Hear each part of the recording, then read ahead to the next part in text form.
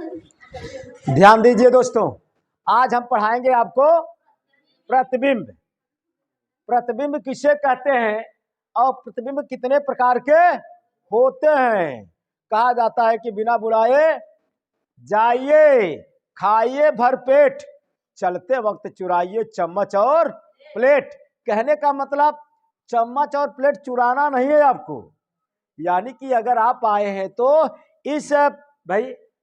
इस इतने समय में कुछ न कुछ पढ़ाई के विषय में चुराइए। ये नहीं कि कहीं बफर सिस्टम में गए हैं आप चम्मच प्लेट और चुराने का प्रयास कीजिए।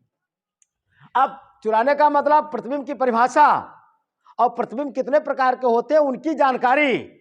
अब देखिए प्रतिबिंब, आप सब घर से चले हैं, शीशा देखे होंगे जिसे हम दर्पण कहते हैं। उस शीशे में आपका चेहरा दिखाई देता है, उसी जो चेहरा शीशे में दिखाई देता है उसी को हम प्रतिबिंब कहते हैं। बोले भाई, आप घर से चले हैं, चेहरा देखे शीशा में, आपका चेहरा शीशे में दिखाई दिया, उसी को प्रतिबिंब कहते हैं। कहने का मतलब यदि कोई जब किसी वस्तु को हम किसी दर्पण के सामने रख दिया जाता है, दर्पण में उस वस्तु की आकृति प्राप्त हो जाती है। अगर जो कुछ रहेगा उसका चित्र उस दर्पण में बन जाएगा, जो आकृति बनता है उसी का नाम है प्रतिबिंब। बोले भाई, प्रतिबिंब का मतलब साधारण चीज।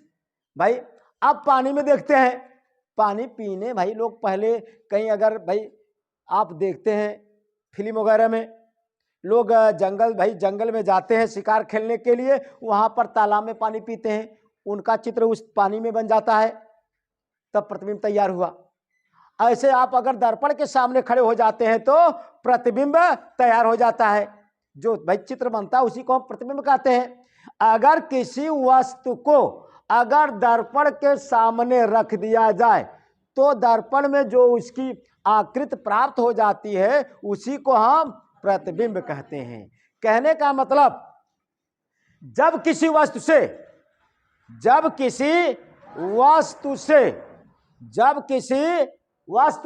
प्रतिबिंब, जिसे हम अंग्रेजी में इमेज बोलते हैं, उसका अंग्रेजी से वर्ड है, आपको जानना चाहिए।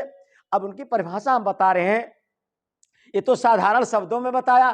प्रतिबिंब भाई, प्रतिबिंब क्या है क्या नहीं है। जब किसी वस्तु से चलने वाली प्रकाश की किरणें, जब किसी वस्तु से चलने वाली प्रकाश की किरणें, जब किसी वस्तु से चलने वाली प्रकाश की किरणें, भाई प्रकाश की किरणें परावर्तन या अपवर्तन के बाद, अभी अपवर्तन में बढ़ाएं भाई बताएंगे, दर्पण में पढ़ाएंगे, अवतल दर्पण उत्तल दर्पण, उसमें भी प्रतिबिंब बताएंगे हम आपको। जब किसी वस्तु से चलने वाली प्रकाश की किरणें परावर्तन या अपवर्तन के बाद, मतलब परावर्तन का मतलब आप जान रहे हैं टकराने के बाद, अपवर्तन का मतलब होता है अपने मार्ग से विचलित होना। कहने का मतलब जब किसी वस्तु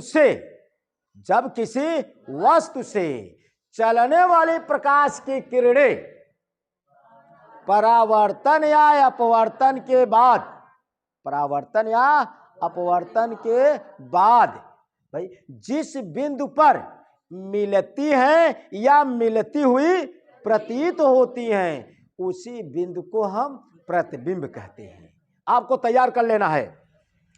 जब किसी वस्तु से चलने वाली प्रकाश की किरणें परावर्तन या अपवर्तन के बाद जिस बिंदु पर मिलती हैं या मिलती हुई प्रतीत होती हैं, दो शब्दों को हमने कहा, मिलती हैं या मिलती हुई प्रतीत होती हैं, यानी क्लियर नहीं मिलती ना भाई, प्रतीत यानी कि आभास होती है। इसीलिए प्रतिबिंब को दो भागों में बांटा गया है।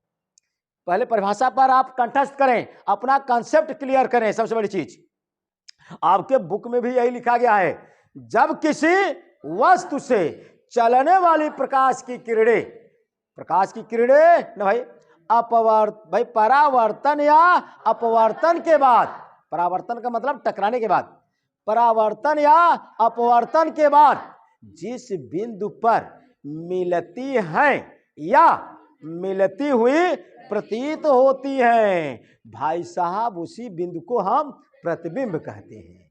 और प्रतिबिंब बनने के लिए कम से कम 2 किरण गुजारा जाता है। किसी वस्तु का प्रतिबिंब बनाने के लिए कम से कम 2 किरण का गुजारना अति आवश्यक है। 2 किरण नहीं गुजरेगा तो एक दूसरे को भाई काटेंगी नहीं। इसीलिए किसी वस्तु का प्रतिबिंब बनाने के लिए कम से कम 2 किरणों का गुजारना अति आवश्यक है। 1 किरण से प्रतिबिंब नहीं बनता है। अब देखिए, प्रतिबिंब की परिभाषा आप पहले जाने, विधिवत आप जाने। जब किसी वस्तु से चलने वाली प्रकाश की किरणें परावर्तन या अपवर्तन के बाद जिस बिंदु पर मिलती हैं या मिलती हुई प्रतीत होती हैं, उसी बिंदु को हम प्रतिबिंब कहते हैं।